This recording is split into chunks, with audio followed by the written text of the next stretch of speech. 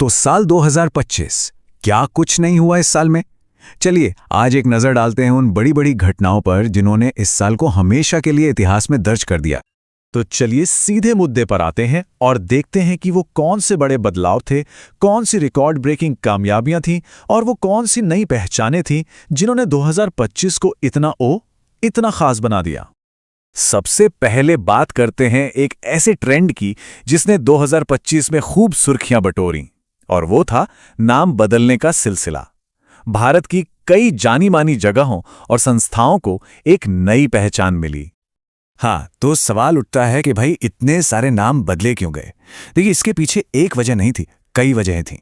कहीं मकसद था पब्लिक सर्विस की भावना को और मजबूत करना, तो कहीं अपनी सांस्कृतिक विरासत को सम्मान देना, और हाँ, एक बड़ी कोशिश ये भी थी कि गुलामी के दौर की जो निशानियां हैं उन्हें मिटाया जाए। देखिए, यहां जो इंटरेस्टिंग बात है वो ये है कि ये सिर्फ नाम बदलना नहीं था, नहीं, ये एक बड़े आइडियोलॉजिकल शिफ्ट का संकेत था। मतलब प्रधानमंत्री के ऑफिस से लेकर महाराष्ट्र के एक शहर तक ये बदलाव हर लेवल पर देखने को मिला। और बात सिर्फ सरकारी इमारतों तक ही नहीं रुकी, ये ट्रेंड पहुंचा खेल की दुनिया में भी। और क्या शानदार तरीके से! हमारे अपने चेस के जादूगर विश्वनाथन आनंद के सम्मान में फिडे वर्ल्ड कप ट्रॉफी का नाम ही बदलकर विश्वनाथन आनंद कप रख दिया गया। कमाल है ना? अच्छा, नामों से आगे बढ़ते हैं और अब बात करते हैं अवार्ड्स और सम्मान की।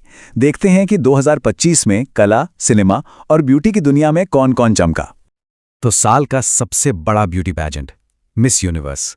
पूरी दुनिया की नजरें थी बैंकॉक पर, जहां यह बड़ा मुकाबला हो रहा था। तो सवाल यह है कि ताज किसके सिर सजा? और ये खिताब गया मेक्सिको की फातिमा बोस के नाम। जी हां, एक जबरदस्त सेरेमनी में उन्हें 74वीं मिस यूनिवर्स का ताज पहनाया गया।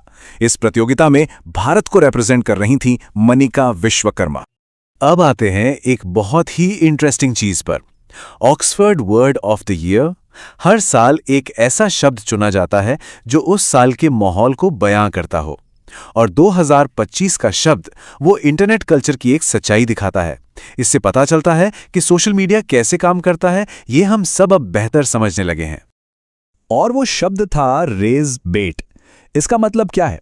सीधा सा मतलब है ऐसा कंटेंट जो जानबूझकर इसलिए बनाया जाए ताकि लोगों को गुस्सा आए, वो भड़कें और फिर ज्यादा से ज्यादा शेयर और कमेंट करें। मतलब गुस्सा दिलाकर इंगेजमेंट पाना। ये आप कह सकते हैं ऑनलाइन दुनिया की एक डार्क रियलिटी है। अब बात भारतीय सिनेमा के सबसे बड़े सम्मान की, नेशनल फिल्म अवार्ड्स। और यहां 2025 में 12th फिल्म का बोलबाला रहा। इसे बेस्ट फीचर फिल्म का अवार्ड मिला। वहीं बेस्ट एक्टर का अवार्ड शेयर हुआ शाहरुख खान और विक्रांत मैसी के बीच। मतलब दोनों के ही शानदार काम को सराहा गया। और सिनेमा जगत का जो सबसे बड़ा सम्मान है, लाइफ टाइम अचीवमेंट अवार्ड, वो मिला मलयालम सुपरस्टार मोहन लाल को। जी हां, 55th दादा साहेब फाल्के अवार्ड। उनके दशकों लंबे शानदार करियर को ये एक बेहतरीन सलाम था। चलिए सिनेमा की दुनिया से अब सीधे चलते हैं खेल के मैदान में।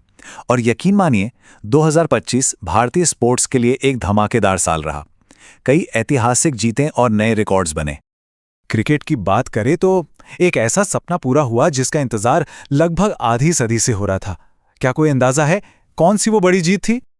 वो जीत थी ICC women's cricket world cup. जी हां, हमारी महिला टीम ने 47 साल का सूखा खत्म करते हुए पहली बार फर्स्ट टाइम वर्ल्ड कप अपने नाम किया। और इस जीत की हीरो कौन रही? हमारी अपनी दीप्ति शर्मा, जिन्होंने पूरे टूर्नामेंट में क्या कमाल का प्रदर्शन किया। अच्छा, विमेंस टीम ने तो कमाल किया ही, मेंस क्रिकेट में भी एक बड़ा रिकॉर्ड बना, और ये रिकॉर्ड बनाया हिटमैन रोहित शर्मा ने। उन्होंने वनडे क्रिकेट में सबसे ज्यादा छक्के लगाने का वर्ल्ड रिकॉर्ड अपने नाम कर लिया, पाकिस्तान के शाहिद अफरीदी को पीछे छोड़ते हुए। वाह! और जीत का यह सिलसिला यही नहीं थमा। देखिए, भारत ने पाकिस्तान को हराकर 9वीं बार एशिया कप जीता। महिला कबड्डी में हम लगातार दूसरी बार वर्ल्ड चैंपियन बने।